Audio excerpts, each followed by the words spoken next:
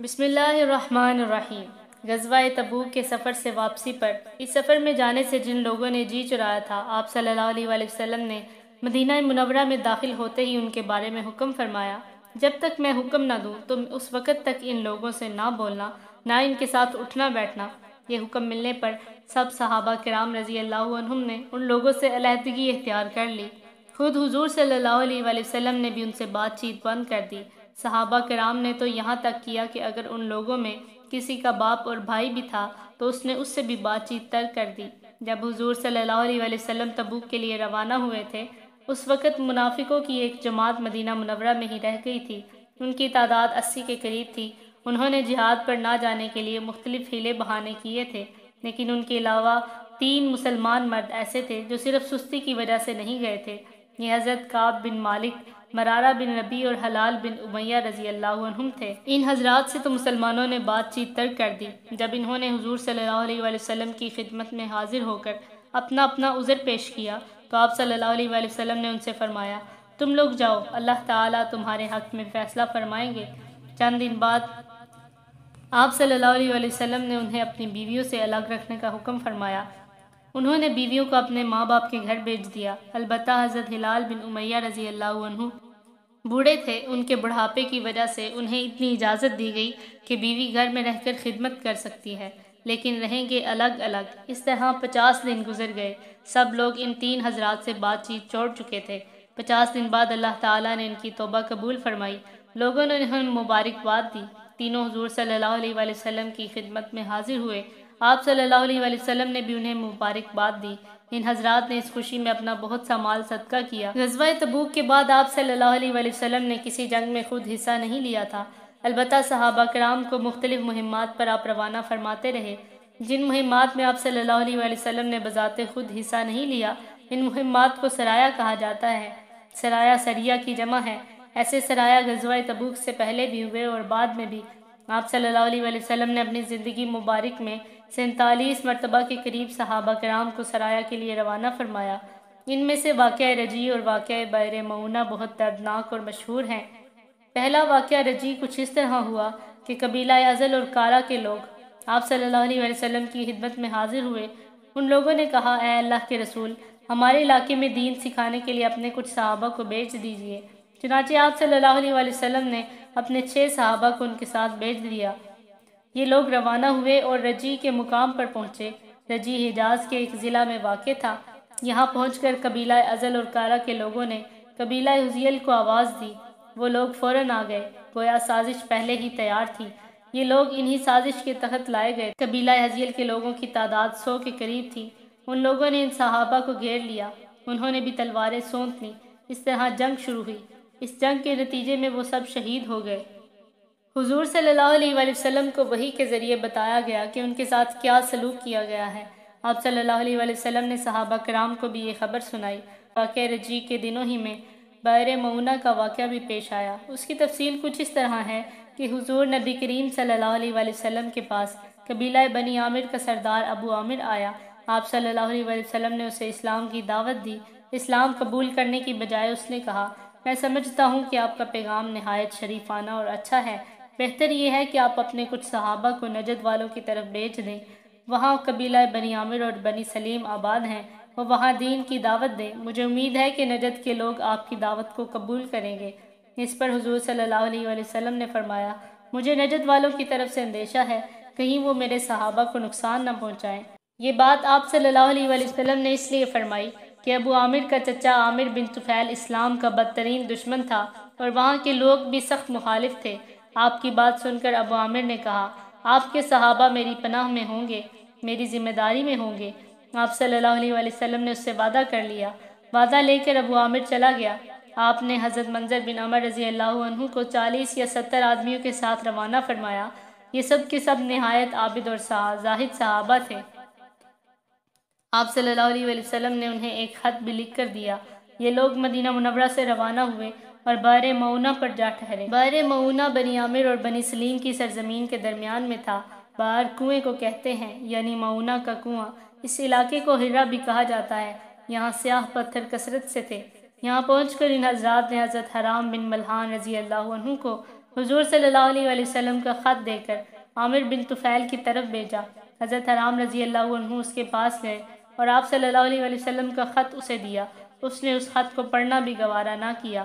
ادھر حضرت حرام رضی اللہ عنہ نے خط دیتے وقت ان سے کہا، اے لوگو، میں رسول اللہ صلی اللہ علیہ وسلم کے ایک قاصد کی حیثیت سے تمہارے پاس آیا ہوں، اس لیے اللہ اور اس کے رسول پر ایمان لے آؤ۔ ابھی وہ یہ الفاظ کہہ رہے تھے کہ عامر بن طفیل نے ایک شخص کو اشارہ کیا۔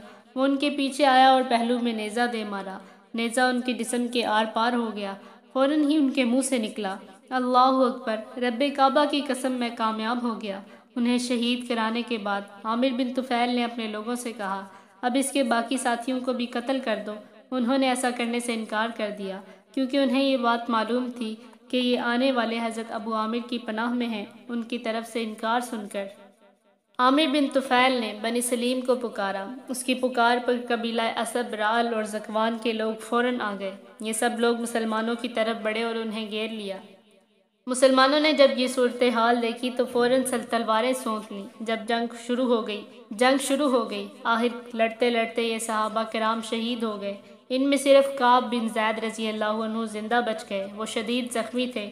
کفار نے انہیں مردہ خیال کیا۔ بعد میں انہیں میدان جنگ سے اٹھایا گیا تھا اور یہ ان زخموں سے تندرست ہو گئے تھے۔ ان کے علاوہ حضرت عمر بن امیہ زمری رضی اللہ عنہ اور ان کے ساتھ ایک اور صحابی بھی اس لڑائی میں زندہ بچ گئے تھے۔ جب مشرکوں نے مسلمانوں کو گھیرے میں لے لیا تھا تو یہ دونوں اس وقت اونٹ چرانے گئے ہوئے تھے۔ جب ادھر صحابہ کرام کو شہید کیا جا رہا تھا، اس وقت حضور صلی اللہ علیہ وسلم مدینہ میں خطبہ ارشاد فرما رہے تھے۔ گھیرے میں آنے کے بعد مسلمانوں نے یہ دعا کی، اے اللہ، ہمارے پاس تیرے سوا کوئی ایسا ذریعہ نہیں کہ جو ہماری طرف سے تیرے رسول کو یہ خبر پہنچا دے۔ اللہ تعالیٰ نے ان کی یہ دعا قبول فرمائی۔ حضرت جبرائیل علیہ السلام نے فوراً آپ صلی اللہ علیہ وسلم کو اس واقعہ کی اطلاع دی۔ آپ صلی اللہ علیہ وسلم نے خطبے کے دوران ہی یہ خبر صحابہ کرام رضی اللہ عنہم کو سنائی۔ تمہارے بھائی مشرکوں سے دوچار ہو گئے، مشرکوں نے انہیں شہید کر دیا۔ ادھر عمر بن امیہ زمری رضی اللہ عنہ اور ان کے ساتھی اونٹ چرانے گئے ہوئے تھے۔ ان دونوں نے پڑاؤ کی طرف مردار خور پرندوں کو منڈلاتے ہوئے دیکھا تو پریشان ہو گئے، سمجھ گئے کہ کوئی خاص واقعہ پیش آ گیا ہے۔ چنانچہ یہ فوراً اپنے ساتھیوں کی طرف روانہ ہوئے۔ اس وقت تک صحابہ کرام کے قاتل وہیں موجود تھے۔ یہ ہولناک منظر دیکھ کر حضرت عمر بن امیہ رضی اللہ عنہ کے ساتھی نے پوچھا، اب کیا رائے ہے؟ حضرت عمر بن امیہ رضی اللہ عنہ بولے، میری رائے یہ ہے کہ ہم رسول اللہ صلی اللہ علیہ وسلم کے پاس چلے جائیں اور اس سانحے کی خبر دیں۔ اس پر ان کے ساتھی نے فرمایا، مگر جس جگہ منظر بن عمر رضی اللہ عنہ جیسا آدمی شہید ہو چکا ہے، میں وہاں سے اپنی جان بچا کر نہیں جاؤں گا۔ اب دونوں نے تلواریں سونت لیں، دشمن کو للکارا اور ان سے جنگ شروع کر دی۔ آخرکار حضرت عمر بن امیہ رضی اللہ عنہ گرفتار ہو گئے۔ جب ان کے ساتھی صحابی شہید ہو گئے، عامر بن طفیل کی ماں نے ایک غلام آزاد کرنے کی منت مانگ رکھی تھی۔ اس نے اپنی ماں کی منت پوری کرنے کی خاطر انہیں آزاد کر دیا۔ یہ حضور صلی اللہ علیہ وسلم کی خدمت میں حاضر ہوئے اور سارا قصہ بیان کیا۔ آپ صلی اللہ علیہ وسلم کو بہت رنج ہوا، سارے صحابہ غمگین ہو گئے۔ اس کے بعد حضور صلی اللہ علیہ وسلم نے عامر بن طفیل کے لیے بد دعا کی۔ اس بد دعا کے نتیجے میں وہ طاعون کے مرض میں مبتلا ہو کر ہلاک ہو گیا۔ بئر مؤونہ کی لڑائی کی ایک خاص بات یہ ہے کہ ان شہید ہونے والے صحابہ میں حضرت عامر بن فہیرہ رضی اللہ عنہ بھی تھے۔ جب یہ شہید ہوئے تو اللہ تعالیٰ نے ان کی نعش کو اوپر اٹھوا لیا، ان کی لاش پھر زمین پر اتار دی گئی۔ انہیں قتل ہونے والوں میں تلاش کیا گیا لیکن ان کی لاش نہ ملی۔ یہ بات سن کر حضور صلی اللہ علیہ وسلم نے فرمایا، عامر بن فہیرہ کی لاش کو فرشتوں نے دفن کیا ہے۔ آپ صلی اللہ علیہ وسلم کو اس واقعہ سے اتنا صدمہ ہوا تھا کہ مسلسل 1 ماہ تک صبح کی نماز میں دعائے قنوت نازلہ پڑھتے رہے اور بئر مؤونہ پر شہید کیے جانے والے صحابہ کے قاتلوں کے حق میں بد دعا کرتے رہے۔ اسی طرح آپ صلی اللہ علیہ وسلم واقعہ رجیع کے قاتلوں کے حق میں بھی بد دعا فرماتے رہے۔ غزوہ تبوک کے بعد سرایہ بھیجنے کا سلسلہ جاری رہا۔ اس دوران آپ صلی اللہ علیہ وسلم کی خدمت میں ہر طرف سے وفد آنے لگے، یعنی لوگ وفدوں کی شکل میں آ کر اسلام قبول کرنے لگے۔ ایک روز بنی حنیفہ کا وفد آیا، اس میں مسیلمہ کذاب بھی تھا۔ ان لوگوں نے اس شخص کو کپڑوں سے ڈھانپ رکھا تھا۔ اس وقت آپ صلی اللہ علیہ وسلم صحابہ کرام رضی اللہ عنہم کے درمیان تشریف فرما تھے اور آپ صلی اللہ علیہ وسلم کے ہاتھ میں کھجور کی ٹہنی تھی۔ ٹہنی کے سرے پر کچھ پتے بھی تھے۔ مسلمہ نے آپ کے نزدیک آ کر کہا، آپ مجھے اپنی نبوت میں شریک کر لیجئے۔ آپ صلی اللہ علیہ وسلم نے اس کی اس بیہودہ بات کے جواب میں ارشاد فرمایا، اگر تم مجھ سے یہ ٹہنی مانگے گا تو میں تجھے یہ بھی نہیں دے سکتا۔ نبی کریم صلی اللہ علیہ وسلم کی اس کی آمد سے پہلے یہ صحابہ کرام سے فرما چکے تھے کہ میں نے دیکھا ہے کہ میرے ہاتھ میں سونے کے 2 کنگن ہیں۔ اللہ تعالیٰ نے ہی مجھے وحی میں فرمایا کہ ان پر پھونک مارے۔ میں نے پھونک ماری تو دونوں کنگن اڑ گئے۔ اس سے میں نے یہ تعبیر لی کہ 2 کذاب یعنی جھوٹے نبی ظاہر ہونے والے ہیں۔ یہ 2 جھوٹے طلیحہ اور مسیلمہ تھے۔ طلیحہ تو یمن کے شہر صنعا کا رہنے والا تھا اور مسیلمہ یمامہ کا۔ دونوں نے حضور صلی اللہ علیہ وسلم کی مبارک زندگی میں ہی نبوت کا جھوٹا دعویٰ کر دیا تھا۔ اس وقت یہی مسیلمہ آیا تھا۔ واپس اپنے لوگوں میں جا کر اس نے یہ بات اڑا دی کہ محمد صلی اللہ علیہ وسلم نے مجھے اپنی نبوت میں حصے دار بنایا ہے۔ پھر یہ قرآن کریم کی آیات کی نکالی میں اوٹ پٹانگ قسم کے عربی جملے بولنے لگا اور لوگوں سے کہنے لگا کہ مجھ پر یہ وحی آئی ہے۔ اپنی الٹی سیدھی کرامات دکھانے لگا، فرضی معجزات دکھانے لگا۔ اس طرح لوگ اس کے گرد جمع ہوئے۔ اس روح سیاہ نے آپ صلی اللہ علیہ وسلم کو ایک خط میں بھی لکھا تھا، مجھے آپ کی نبوت میں شریک کر لیا گیا ہے، ہم دونوں آدھے آدھے کے مالک ہیں، مگر قریش کے لوگ انصاف پسند نہیں ہیں۔ آپ صلی اللہ علیہ وسلم نے اس کے خط کے جواب میں یہ خط لکھوایا، بسم اللہ الرحمن الرحیم۔ یہ خط محمد صلی اللہ علیہ وسلم کی طرف سے مسیلمہ کذاب کے نام ہے۔ سلامتی ہو اس پر جس نے ہدایت اور سیدھے راستے کی پیروی کی۔ اما بعد، یہ روئے زمین اللہ کی ملک ہے، وہ اپنے بندوں میں جسے چاہے اس کا وارث بنا دے۔ در حقیقت بہتر انجام تو اللہ سے ڈرنے والوں کا ہی ہوتا ہے۔ آپ صلی اللہ علیہ وسلم نے یہ خط 2 قاصدوں کے ذریعے بھیجا۔ اس نے خط پڑھ کر ان دونوں سے کہا، کیا تم بھی وہی بات کہتے ہو جو انہوں نے لکھا ہے؟ جواب میں دونوں قاصدوں نے فرمایا، ہاں ہم بھی یہی کہتے ہیں۔ اس پر اس نے کہا، اگر قاصدوں کو قتل کرنا دستور کے خلاف نہ ہوتا تو میں تمہاری گردنیں مار دیتا۔ اس جھوٹے کے خلاف آپ صلی اللہ علیہ وسلم کے بعد حضرت ابو بکر صدیق رضی اللہ عنہ کے دور میں جنگ لڑی گئی۔ اس جنگ کو جنگ یمامہ کہتے ہیں۔ اس میں مسیلمہ کذاب حضرت وحشی بن حرب رضی اللہ عنہ کے ہاتھوں مارا گیا۔ حضور صلی اللہ علیہ وسلم نے دنیا کے بادشاہوں کے نام خطوط بھی لکھوائے اور ان خطوط میں ان بادشاہوں کو اسلام کی دعوت دی۔ روم کے بادشاہ ہرکل کو بھی خط لکھوایا۔ یہ خط حضرت دہیہ کلبی رضی اللہ عنہ لے کر گئے۔ روم کے بادشاہ خود کو کیسر کہلواتے تھے۔ کیسر نے آپ صلی اللہ علیہ وسلم کے خط کا احترام کیا، لیکن ایمان لانا اس کے مقدر میں نہیں تھا۔ اس طرح آپ صلی اللہ علیہ وسلم نے ایران کے بادشاہ کسریٰ پرویز کے نام بھی خط لکھوایا۔ یہ خط عبداللہ سہمی رضی اللہ عنہ لے کر گئے۔ اس نے خط سننے سے پہلے ہی اسے چاک کرنے کا حکم دیا۔ اس کے حکم پر آپ صلی اللہ علیہ وسلم کا خط پھاڑ کر دیا گیا۔ اس نے اپنے دربار سے قاصد کو بھی نکال دیا۔ حضرت عبداللہ بن حذافہ سہمی رضی اللہ عنہ اپنی سواری پر بیٹھے اور واپس روانہ ہوئے۔ مدینہ منورہ پہنچ کر انہوں نے ساری تفصیل بیان کر دی۔ یہ سن کر آپ صلی اللہ علیہ وسلم نے ارشاد فرمایا، کسریٰ کی حکومت ٹکڑے ٹکڑے ہو گئی۔ ادھر کسریٰ پرویز نے اپنے یمن کے حاکم کو لکھا، مجھے معلوم ہوا ہے کہ قریش کے ایک شخص نے نبوت کا دعویٰ کیا ہے، تم فوراً اسے گرفتار کر کے میرے پاس بھجوا دو۔ یمن کے گورنر بازان نے 2 آدمی بھیج دیے۔ دونوں مدینہ منورہ پہنچ کر آپ صلی اللہ علیہ وسلم کی خدمت میں حاضر ہوئے۔ ان کی داڑھیاں منڈی ہوئیں اور مونچھیں بڑی ہوئی تھیں۔ آپ صلی اللہ علیہ وسلم نے ان کے اس حلیے کو دیکھ کر فرمایا، تمہارا برا ہو، یہ تم نے اپنے چہرے کیسے بنا رکھے ہیں؟ تمہیں ایسا حلیہ اختیار کرنے کا حکم کس نے دیا؟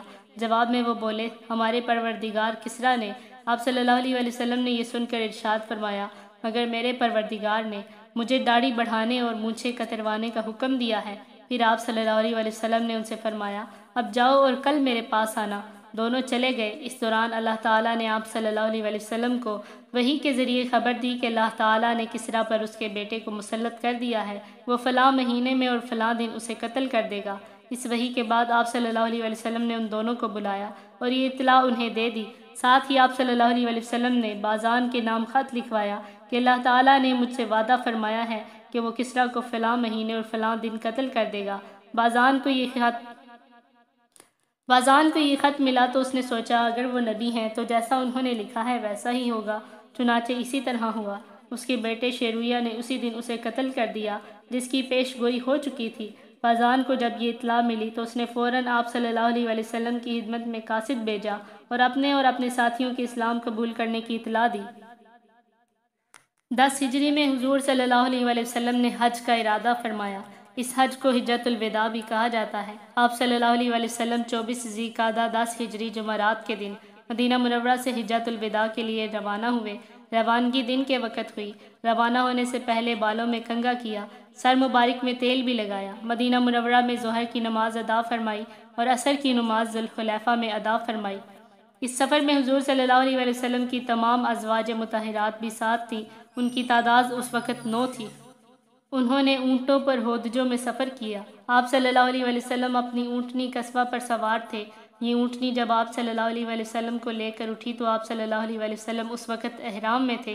قصبہ پر اس وقت ایک پرانا کجاوا تھا جو 4 درہم قیمت کا رہا ہوگا۔ آپ صلی اللہ علیہ وآلہ وسلم کے اوپر چادر بھی معمولی سی تھی۔ اس وقت آپ صلی اللہ علیہ وآلہ وسلم یہ دعا پڑھ رہے تھے: اے اللہ، اس حج کو مقبول بنا دے اور ایسا بنا دے جس میں نہ تو ریاکاری اور نہ دھوکہ اور نہ دکھاوا اور نہ ظاہر داری ہو۔ سفر کے دوران حضرت جبرائیل علیہ السلام ظاہر حاضر ہوئے۔ انہوں نے عرض کیا: آپ اپنے صحابہ کو حکم دیں کہ تلبیہ میں اپنی آواز بلند کریں، یہ حج کا شعار ہے۔ چنانچہ آپ صلی اللہ علیہ وآلہ وسلم نے صحابہ کو ایسا کرنے کا حکم دیا۔ انہوں نے بلند آواز میں تلبیہ شروع کر دیا۔ راستے میں حضور صلی اللہ علیہ وآلہ وسلم نے ذی طویٰ کے مقام پر پڑاؤ ڈالا، رات وہیں قیام فرمایا، صبح کی نماز پڑھ کر وہاں سے روانہ ہوئے، یہاں تک کہ مکہ کے سامنے پہنچ گئے اور وہیں قیام فرمایا۔ پھر دن میں چاشت کے وقت مکہ معظمہ میں داخل ہوئے، باب عبد مناف سے خانہ کعبہ میں داخل ہوئے۔ یہ دروازہ اب باب السلام کے نام سے مشہور ہے۔ بیت اللہ پر نظر پڑتے ہی آپ صلی اللہ علیہ وآلہ وسلم نے ان الفاظ میں دعا فرمائی: اے اللہ، تو خود سلامتی والا ہے اور تیری ہی طرف سے سلامتی آتی ہے، پس اے ہمارے پروردگار، تو ہمیں سلامتی کے ساتھ زندہ رکھ اور اس گھر کی عزت اور دبدبے میں اضافہ ہی اضافہ فرما۔ پھر بیت اللہ کے گرد طواف کیا، 7 چکر لگائے۔ طواف کی ابتدا آپ صلی اللہ علیہ وآلہ وسلم نے حجر اسود سے کی۔ پہلے اس کے پاس گئے اور اس کو چھوا۔ اس وقت آپ صلی اللہ علیہ وآلہ وسلم کی آنکھوں میں آنسو آ گئے۔ طواف کے پہلے 3 چکروں میں رمل فرمایا، یعنی سینہ تان کر تیز رفتار سے چکر لگائے، باقی 4 چکر معمول کی رفتار سے لگائے۔ طواف سے فارغ ہونے کے بعد حجر اسود کو بوسہ دیا، اپنے دونوں ہاتھ اس پر رکھے اور ان کو چہرہ مبارک پر پھیرا۔ طواف سے فارغ ہونے کے بعد آپ صلی اللہ علیہ وآلہ وسلم نے مقام ابراہیم پر 2 رکعت نماز پڑھی، تو پھر آب زمزم نوش فرمایا۔ اب آپ صلی اللہ علیہ وآلہ وسلم صفا پہاڑی کی طرف چلے گئے۔ اس وقت آپ صلی اللہ علیہ وآلہ وسلم یہ آیت پڑھ رہے تھے: بے شک صفا اور مروہ اللہ کے شعائر میں سے ہیں۔ حضور صلی اللہ علیہ وآلہ وسلم نے صفا اور مروہ کے درمیان 7 چکر لگائے۔ یہ 2 پہاڑیاں ہیں، ان کے درمیان چکر لگانے کو صحیح کرنا کہتے ہیں۔ پہلے 3 پھیروں میں آپ صلی اللہ علیہ وآلہ وسلم تیز تیز اور باقی 4 میں عام رفتار سے چلے۔ جب صفا پر چڑھتے اور کعبہ کی طرف منہ کر لیتے تو اس وقت اللہ کی توحید یوں بیان فرماتے: اللہ تعالیٰ کے سوا کوئی معبود نہیں، اللہ تعالیٰ سب سے بڑا ہے، اللہ تعالیٰ کے سوا معبود نہیں، وہ تنہا ہے، اس نے اپنا وعدہ پورا کر دیا، اپنے بندوں کی مدد کی اور اس نے تنہا متحدہ لشکروں کو شکست دی۔ مروہ پر پہنچ کر بھی آپ صلی اللہ علیہ وآلہ وسلم نے اللہ تعالیٰ کی حمد و ثنا بیان فرمائی۔ صفا اور مروہ کے درمیان سعی کرنے کے بعد آپ صلی اللہ علیہ وآلہ وسلم نے ان لوگوں کو احرام کھولنے کا حکم فرمایا جن کے ساتھ قربانی کے جانور نہیں تھے۔ جن کے ساتھ قربانی کے جانور تھے انہیں حکم فرمایا کہ وہ احرام برقرار رکھیں۔ 8 ذی الحجہ کو آپ صلی اللہ علیہ وآلہ وسلم مینا کے لیے روانہ ہوئے۔ مینا کی طرف روانگی سے پہلے ان تمام لوگوں نے احرام باندھ لیے جو پہلے احرام کھول چکے تھے۔ مینا میں آپ صلی اللہ علیہ وآلہ وسلم نے ظہر، عصر، مغرب اور عشاء کی نمازیں ادا فرمائی، رات وہیں گزاری۔ وہ جمعہ کی رات تھی۔ صبح کی نماز بھی آپ صلی اللہ علیہ وآلہ وسلم نے مینا میں پڑھی۔ سورج طلوع ہونے کے بعد وہاں سے عرفات کی طرف روانہ ہوئے۔ آپ صلی اللہ علیہ وآلہ وسلم نے حکم فرمایا کہ میرے لیے اونٹ کے بالوں کا ایک قبہ بنا دیا جائے۔ میدان عرفات میں آپ صلی اللہ علیہ وآلہ وسلم اس قبے میں ٹھہرے یہاں تک کہ زوال کا وقت ہو گیا۔ اس وقت آپ صلی اللہ علیہ وآلہ وسلم نے اپنی اونٹنی قصبہ کو لانے کا حکم فرمایا۔ قصبہ پر سوار ہو کر آپ صلی اللہ علیہ وآلہ وسلم وادی کے اندر پہنچے اور اونٹنی پر بیٹھے بیٹھے ہی مسلمانوں کے سامنے خطاب دیا۔ اس خطبے میں آپ صلی اللہ علیہ وآلہ وسلم نے فرمایا: لوگوں میری بات سنو، دیکھو میں جانتا نہیں کہ اس سال کے بعد اس جگہ میں تم سے کبھی ملوں گا یا نہیں۔ لوگوں سن لو، تمہارے خون یعنی تمہاری جانیں اور تمہارے اموال ایک دوسرے پر اپنے رب سے ملنے تک یعنی زندگی بھر اسی طرح قابل احترام ہے جس طرح تمہارے لیے یہ دن اور یہ مہینہ قابل احترام ہے۔ دیکھو تم مرنے کے بعد عنقریب اپنے رب سے ملو گے، وہ تم سے تمہارے اعمال کے متعلق سوال کرے گا اور میں ہر عمل کے متعلق تمہارے احکام تمہیں پہنچا چکا ہوں۔ بس جس کے پاس کسی کی امانت ہو اسے چاہیے کہ وہ اس امانت کو مانگنے پر اسی شخص کے حوالے کر دے جس نے امانت دار سمجھ کر امانت رکھوائی تھی۔ دیکھو، ہر قسم کا سود جو کسی کا کسی کے ذمے تھا ساقط کر دیا گیا۔ البتہ تمہارا اصل مال تمہارے لیے حلال ہے، نہ تم زیادتی کرو گے اور نہ تمہارے ساتھ زیادتی کی جائے گی۔ اللہ تعالیٰ نے فیصلہ کر دیا ہے کہ اب کوئی سود جائز نہیں، اور عباس بن عبد المطلب کا سارا سود ساقط کر دیا گیا۔ اسلام لانے سے پہلے زمانہ جاہلیت میں جو بھی قتل کا مقدمہ تھا وہ بھی ختم کر دیا گیا۔ اب اس کا انتقام نہ لیا جائے گا، اور سب سے پہلے جو قتل کا بدلہ میں ختم کرتا ہوں وہ ابن ربیعہ بن حارث بن عبد المطلب کا قتل ہے، اور ابن ربیعہ نے بنو لیث میں دودھ پیا تھا، حزیل نے اسے قتل کر دیا تھا۔ بس یہ پہلا قتل ہے جس سے میں معافی کی ابتدا کر رہا ہوں۔ لوگوں، غور سے سنو، شیطان اس بات سے مایوس ہو چکا ہے کہ اب اس سرزمین میں کبھی اس کی عبادت کی جائے گی، لیکن اگر اس کی اطاعت کرو گے تو وہ تمہارے ان گناہوں سے جنہیں تم معمولی سمجھتے ہو راضی ہو جائے گا۔ اس لیے تم لوگ دین کے معاملے میں شیطان سے بچتے اور ڈرتے رہو۔ لوگوں، غور سے سنو، تمہاری عورتوں پر تمہارا حق ہے اور تم پر ان عورتوں کا حق ہے۔ عورتوں کے ساتھ حسن سلوک اور بھلائی کرتے رہو، کیونکہ وہ تمہارے پاس قیدیوں کی طرح ہیں۔ تم نے انہیں اللہ کی امانت کے طور پہ حاصل کیا ہے۔ لوگوں، میری بات سمجھنے کی کوشش کرو۔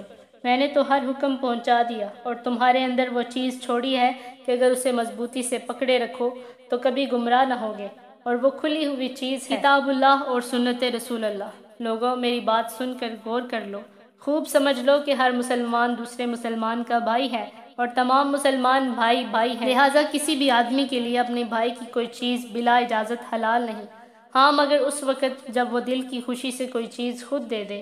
بس تم لوگ اپنے آپ پر کسی بھی حالت میں ظلم نہ کرنا۔ لوگوں، بتاؤ، میں نے تبلیغ کا حق ادا کر دیا؟ لوگوں نے جواب میں کہا، یقیناً یقیناً۔ اس پر رسول اللہ صلی اللہ علیہ وسلم نے آسمان کی طرف رخ کیا اور شہادت کی انگلی اٹھا کر 3 مرتبہ فرمایا، اے اللہ، آپ گواہ رہیے گا۔ خطبے سے فارغ ہو کر آپ صلی اللہ علیہ وسلم نے حضرت بلال رضی اللہ عنہ کو اذان کا حکم دیا۔ اذان کے بعد ظہر کی تکبیر کہی گئی اور نماز ادا کی گئی، پھر عصر کی نماز کے لیے تکبیر کہی گئی اور نماز ادا کی گئی، یعنی دونوں نمازیں ایک ساتھ ادا کی گئیں۔ دونوں نمازوں کے لیے اذان ایک کہی گئی، تکبیریں الگ الگ ہو گئیں۔ عرفات میں ایک جماعت خدمت اقدس میں حاضر ہوئی۔ انہوں نے پوچھا، حج کس طرح کیا جاتا ہے؟ آپ صلی اللہ علیہ وسلم نے ارشاد فرمایا، حج دراصل وقوف عرفات کا نام ہے، یعنی عرفات میں ٹھہرنا حج کرنا ہے۔ عرفات کا پورا میدان وقوف کی جگہ ہے۔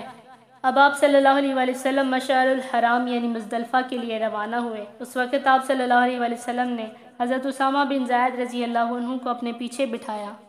آپ صلی اللہ علیہ وسلم لوگوں کو اطمینان سے چلنے کا حکم فرماتے رہے۔ اس طرح مزدلفہ پہنچے، یہاں مغرب اور عشاء کی نمازیں ایک ساتھ ادا فرمائیں۔ یہ دونوں نمازیں عشاء کے وقت پڑھی گئیں۔ عورتوں اور بچوں کے لیے آپ صلی اللہ علیہ وسلم نے حکم فرمایا کہ آدھی رات کے 1 گھنٹے بعد ہی مزدلفہ سے منی روانہ ہو جائیں، تاکہ وہاں ہجوم ہونے سے پہلے شیطان کو کنکریاں مار سکیں۔ فجر کا وقت ہوا تو آپ صلی اللہ علیہ وسلم نے مزدلفہ میں منہ اندھیرے ہی نماز پڑھائی، پھر سورج نکلنے سے پہلے مزدلفہ سے منی کی طرف روانہ ہوئے۔ جمرہ عقبہ یعنی بڑے شیطان پر پہنچ کر آپ صلی اللہ علیہ وسلم نے 7 کنکریاں ماری۔ شیطانوں کو کنکریاں مارنے کے عمل کو رمی کہتے ہیں۔ یہ کنکریاں مزدلفہ سے چن لی جاتی ہیں۔ ہر کنکری مارتے وقت آپ صلی اللہ علیہ وسلم اللہ اکبر فرماتے رہے۔ اس وقت بھی آپ صلی اللہ علیہ وسلم اونٹنی پر سوار تھے۔ حضرت بلال رضی اللہ عنہ اور حضرت اسامہ رضی اللہ عنہ آپ صلی اللہ علیہ وسلم کے پاس تھے۔ حضرت بلال رضی اللہ عنہ نے آپ صلی اللہ علیہ وسلم کی اونٹنی کی لگام پکڑ رکھی تھی، اور حضرت اسامہ رضی اللہ عنہ آپ صلی اللہ علیہ وسلم کے اوپر کپڑے سے سایہ کیے ہوئے تھے۔ اس موقع پر بھی آپ صلی اللہ علیہ وسلم نے مسلمانوں کو خطبہ دیا، اس میں ایک دوسرے کے مال اور عزت کو حرام قرار دیا۔ آپ صلی اللہ علیہ وسلم نے ذی الحجہ کی 10ویں تاریخ کو حرمت کا دن قرار دیا اور فرمایا، اے لوگو، تمہارا خون، تمہارا مال اور تمہاری عزت اور ناموس تمہارے درمیان ایک دوسرے پر اسی طرح حرام ہے جس طرح یہ دن تمہارے لیے حرمت کا دن ہے، جس طرح اس شہر کی حرمت ہے اور جس طرح اس مہینے کی حرمت ہے۔ یہ الفاظ کئی بار فرمائے۔ آخر میں دریافت فرمایا، اے لوگوں، کیا میں نے تبلیغ کا حق ادا کر دیا؟ لوگوں نے اقرار کیا۔ آپ صلی اللہ علیہ وسلم نے فرمایا، اب تم میں سے جو موجود ہے وہ غائب تک یہ تبلیغ پہنچا دے، میرے بعد تم کفر کی تاریکیوں میں نہ لوٹ جانا۔ کہ آپس میں ایک دوسرے کی گردنیں مارنے لگے۔ حضور صلی اللہ علیہ وآلہ وسلم نے لوگوں کو یہ بھی فرمایا کہ مجھ سے حج کے مناسک یعنی ارکان سیکھ لو، کیونکہ ممکن ہے اس سال کے بعد مجھے حج کا موقع نہ ملے۔ اور ایسا ہی ہوا، کیونکہ اس حج کے صرف 3 ماہ بعد آپ صلی اللہ علیہ وآلہ وسلم کی وفات ہو گئی۔ اس کے بعد آپ صلی اللہ علیہ وآلہ وسلم مینا میں قربانی کی جگہ تشریف لائے اور 63 اونٹ قربان فرمائے۔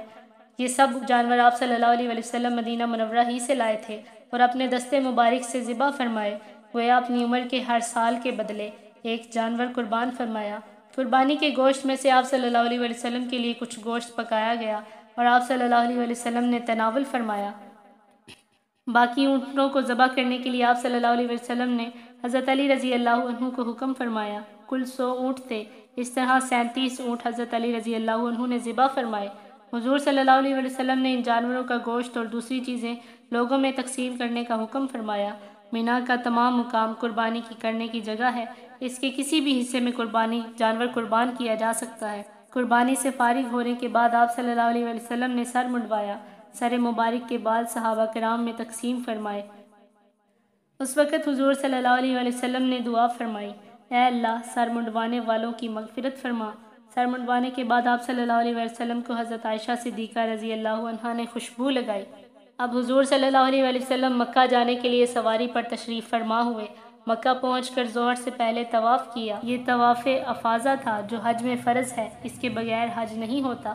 پھر حضور صلی اللہ علیہ وسلم نے زمزم کے کنویں سے زمزم نوش فرمایا، کچھ پانی اپنے سر مبارک پر بھی چھڑکا۔ پھر آپ صلی اللہ علیہ وسلم مینا واپس تشریف لے گئے، وہیں ظہر کی نماز ادا کی۔ آپ صلی اللہ علیہ وسلم مینا میں 3 دن ٹھہرے، 3 دن تک رمی جمرات کی، یعنی شیطانوں کو کنکریاں ماری، ہر شیطان کو 7 کنکریاں ماری۔ مینا کے قیام کے بعد آپ صلی اللہ علیہ وسلم مکہ تشریف لائے اور صحابہ کرام کو حکم فرمایا، لوگوں اپنے وطن لوٹنے سے پہلے بیت اللہ کا طواف کر لو، اسے طواف وداع کہتے ہیں، یعنی رخصت ہوتے وقت کا طواف، اور یہ ہر حاجی پر واجب ہے۔